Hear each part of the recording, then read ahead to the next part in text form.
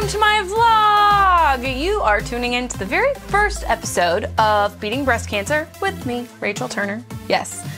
You probably saw in the video that pops up on my channel, my little intro video, tells you a little bit about me and the fact that I was diagnosed with breast cancer at age 27 this past Halloween. Happy Halloween, Rachel. Congratulations, you have breast cancer. But you know what that means? My survivor parties always happen on Halloween, so now I have the best Halloween parties ever. Amazing. They're gonna rock.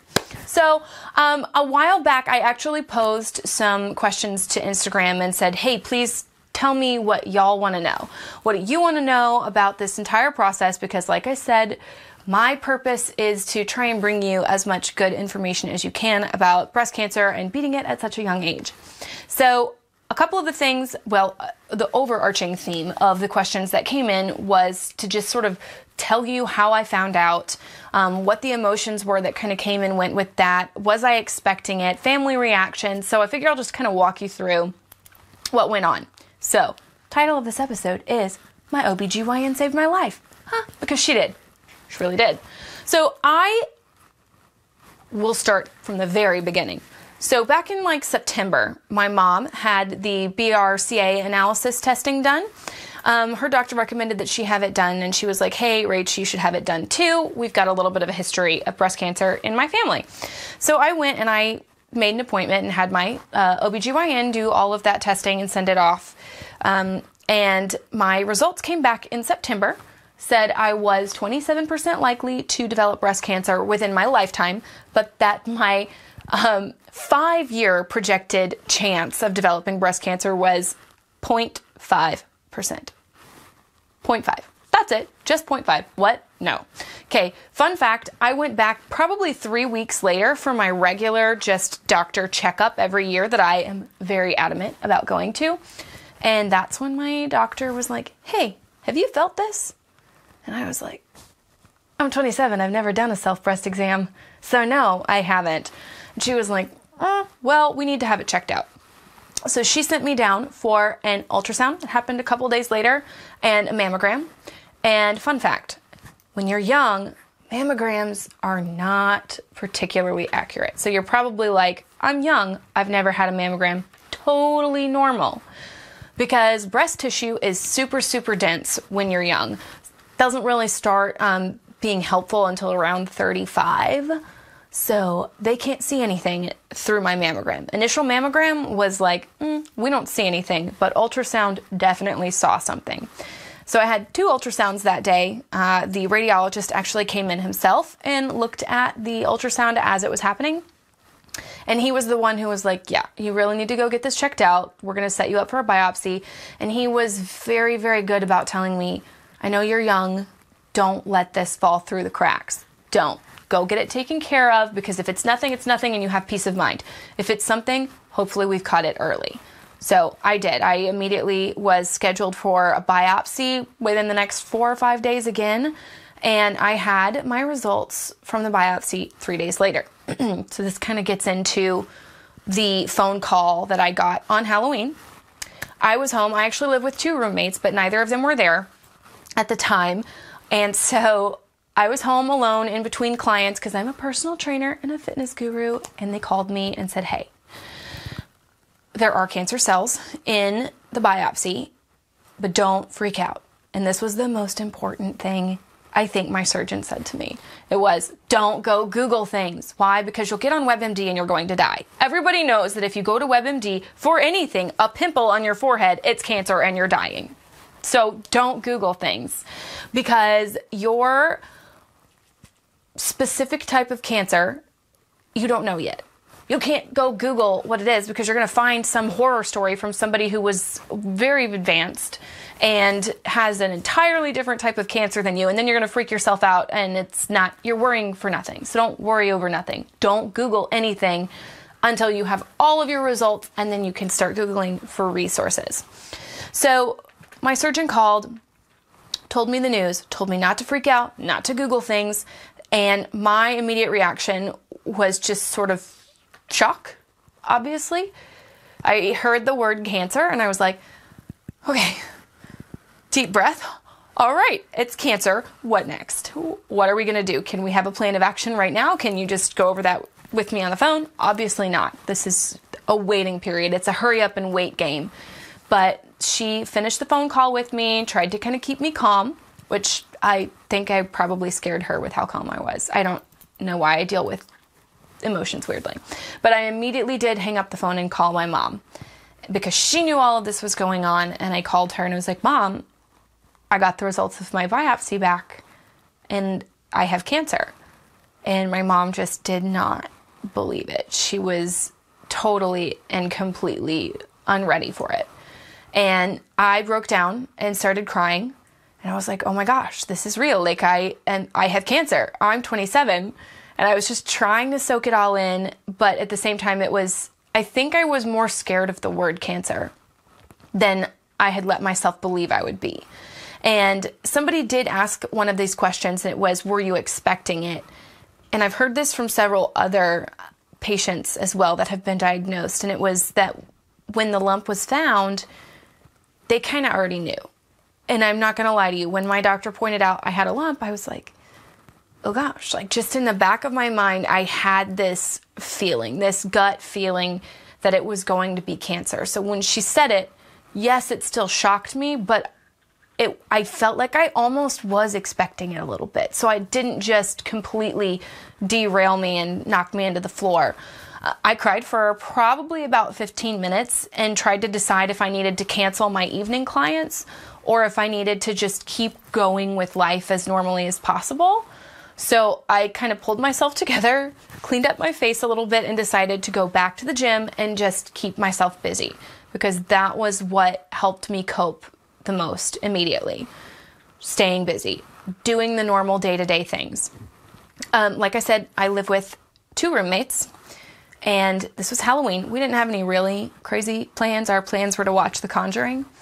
But I called one of my roommates because my mom had decided she was coming up that weekend so she could go with me to my next appointments. And I told my roommates that I had cancer in a text message like this. I didn't tell them I had cancer. I sent them both a text message and I said, we need to clean the apartment. My mom is coming.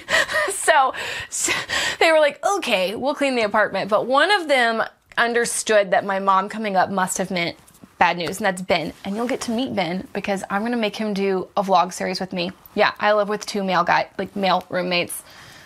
It's fun. Hopefully you'll actually get to meet both of them. They're a hoot. So Ben calls me, and I'm on the way back to my gym at this point, and he's like, hey, your mom's coming. That's cool. We'll clean up the apartment. Is everything okay? And I was like, well, actually, no. I have cancer. And it was so hard to try and digest and tell those first few people, I have cancer. Those words coming out of your mouth at first are so hard. It's like it doesn't sink in. It's total just otherworldly experience, really. So he was like, okay, all right, well, you're going to get through this. We're going to take care of you. He's like, if you need chemo, I'll shave my head, which is not really a thing. He shaves his head every time he gets hot, so it's fine. But he was like, we're going to get through it. You're going to be fine. We're going to support you. You have a ton of friends that love you. We're all behind you. And he actually told my other roommates so that when I got done and I got home, they were like, group hug on Rachel. She's, you're going to get through this. And we did our normal Halloween things, which was watch American Horror Story and then The Conjuring. And they kept me just in very good high spirits. So kudos to these 2 guys for being some of the best roommates a girl could ask for. As far as emotions, I think they were just as shocked, really, as I was. My family was shocked. My dad dealt with it the worst because I'm his baby angel, as he refers to me in public often. He went to Google Town, like I was told not to do, and he freaked himself out. And he was in full-on panic mode, and my mom was trying to tell him, stop looking at things on the internet. You don't know what she has, because breast cancer comes in all kinds of types. estrogen positive, HER2 negative or positive. Sometimes it's triple negative and it's a totally different thing. There's Paget's. There's a million different types of cancer your boobs can get. So of course, I'm sure he found the scariest one and was certain that I was not going to make it. Whereas my doctors were already pretty certain we'd caught this early. So my dad was in total freak out mode, not okay with it. He was like immediately trying to buy me all kinds of stuff because apparently that fixes things. Buying me shoes fixes things. But my mom was worried, and then I did start to tell a lot of my friends, and everybody was just shocked because you don't expect to have a friend diagnosed with breast cancer at 27. But everybody was immediately on board and so supportive and like, what can I do? Do you want somebody to just come over and hang out with and eat noodles with? You know, it was immediately all of my friends were just incredible. And I like can't even thank all of them because everybody reached out and just made a huge, huge impact in those first few days as far as my mental preparation for the whole thing. So I did explain a little bit of the process. Somebody else wanted to know my staging or my diagnosis. My OBGYN found the lump. There was immediately then an ultrasound, a mammogram, an ultrasound, and a biopsy. When the biopsy was positive for cancer, they typed it. Mine is estrogen positive and HER2 negative. So that's really good for me. It's super treatable. It's very, very early. My initial doctors in Nashville did not stage or grade me at the time, but they did say that I felt that it was very early and they would not do a final staging until after it was removed. But they did send me for an MRI, and they found another lump on my right side. The right side, turns out, we biopsied it. It's not cancerous. It's just a little fibroadenoma. But I'm choosing to do a double mastectomy all the same. That was the option next, was we sat down, we met with the doctor. She walked us through my options in Nashville. She said, I'm recommending a mastectomy, and we aren't thinking radiation or chemo for you. Just get it off, get it done, and then you'll be on tamoxifen, or Nolvadex is the pill form, which is a selective estrogen blocker, and I would be on it for 5 to 10 years. So I thankfully have a family that lives in Houston, and I let her know right then that I was planning to transfer to be treated at MD Anderson. Woo! MD Anderson has actually saved my grandparents' lives from 5 different types of cancer. Yeah, my grandparents are both 91 and doing well, and MD Anderson is 100% to thank for that. And my granddad loves them, and he donates money to research there, and he was immediately like, you're coming to MD Anderson. So I was incredibly lucky. I actually got in very quickly, and I have already started seeing doctors there. They were absolutely amazing. Their recommendations are a little bit different. They had me come in and rerun the test. So I was diagnosed on October 31st, had my follow-up visits like November 5th, I think, or 4th with my surgeon in Nashville. And then by November 15th, I was in MD Anderson, meeting my team of doctors there, who I have a surgeon, a radiologist, and an oncologist. And they're all incredibly knowledgeable. My surgeon, I got to talk to her, and she also recommended a mastectomy, and I opted to do a double. So we're doing a double mastectomy on December 19th. My radiologist came in and said, hi, because you're doing a mastectomy, you will probably never need to see me again, so nice to meet you, bye. Literally, basically the meeting I had with her. Oncologist came in, and at MD Anderson, they actually tailor your treatment specifically to you. So the recommendation, this is where my recommendation started to vary a little bit. The mastectomy is the same, but they actually run more pathology reports on the tumor once it is removed, and they decide at that time whether or not you will actually benefit from chemotherapy. So depending on how those pathology reports come out, that's when they'll be able to tell me yay or nay on chemo. So that's still up in the air, and I'm not going to lie to you, that freaks me out a little bit. But in order, ooh, my ears are popping. In order for me to have chemotherapy so young, one of the other things MD Anderson has done is schedule me for a lot of fertility appointments because they recommend freezing eggs. before you undergo chemotherapy, just because it does damage and deteriorate the amount of eggs that you have more quickly. So I have done a lot of fertility treatments or not treatments yet, but appointments, and been tested and checked and things. Surprise, I've never wanted kids. And I tell people I've literally thought myself into low fertility because all of my tests have come back and I'm rather on a low fertility end for somebody my age, which they're attributing to my activity levels and my body fat percentage, which is really not that low right now. But I guess my body wants more fat on it, which makes sense. I like food. I'm a fitness competitor too, so I have been trying to diet pretty clean lately in prep for a show that I was going to do in March. It's not going to happen now because I'll probably just be getting a final reconstruction of my breasts by that time. But, you know, you never know. I'm going to keep it up and keep doing my thing and keep training as best as I possibly can. That way I can compete as soon as possible again. So they think that my low fertility is probably due to all of that. I'll do a whole segment on the fertility thing because trust me, I have a whole lot to say on that. And this is a big one for young girls, a big thing that I think doctors need to be telling you about and explaining a lot more to you. So I'll bring that to you at some other point in time. But continuing on, oncology said the same thing, tamoxifen, after chemo, if that's necessary, tamoxifen, 5 to 10 years. Voila. So that's sort of my prognosis and everything that's going on. The other questions that I got the most on Instagram were about what do I need from my fans? What can they supply? When do I want the support? When do I not want to be bugged? Are there any specific prayer requests? And to just kind of keep y'all informed of when and where God shows up.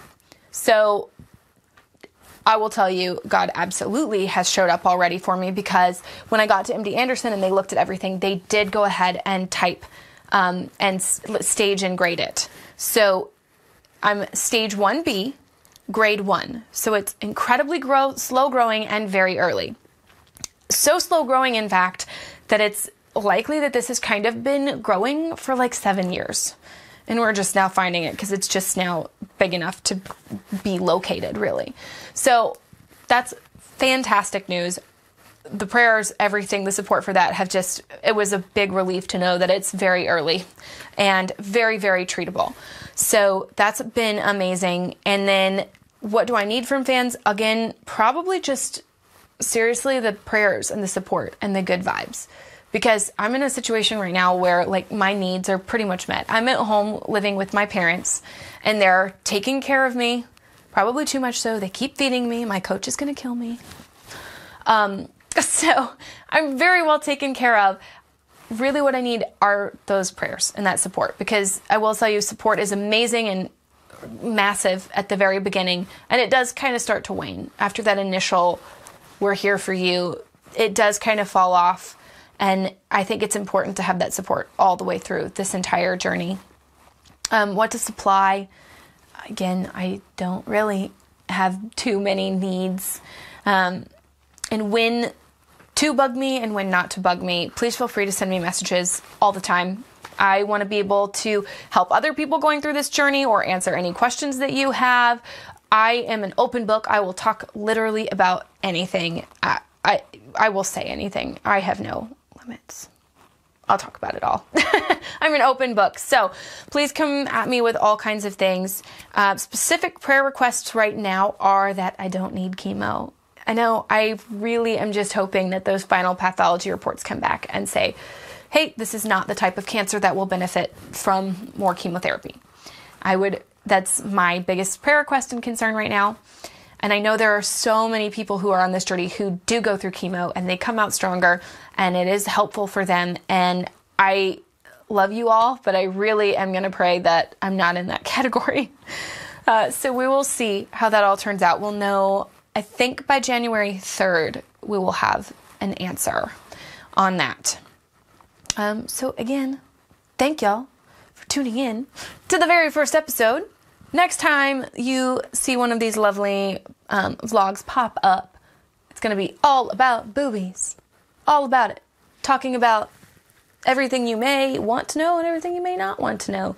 So I'll be putting up some stuff on my social media for you to send in your questions about boobies and mastectomy and reconstruction. I get to meet with my plastic surgeon tomorrow, so hopefully I'll have even more answers for you by the time that I film this. Again, thank you for tuning in and hanging out with me as I talk at you through a little video camera. We'll have lots of fun on the next episode too. See ya!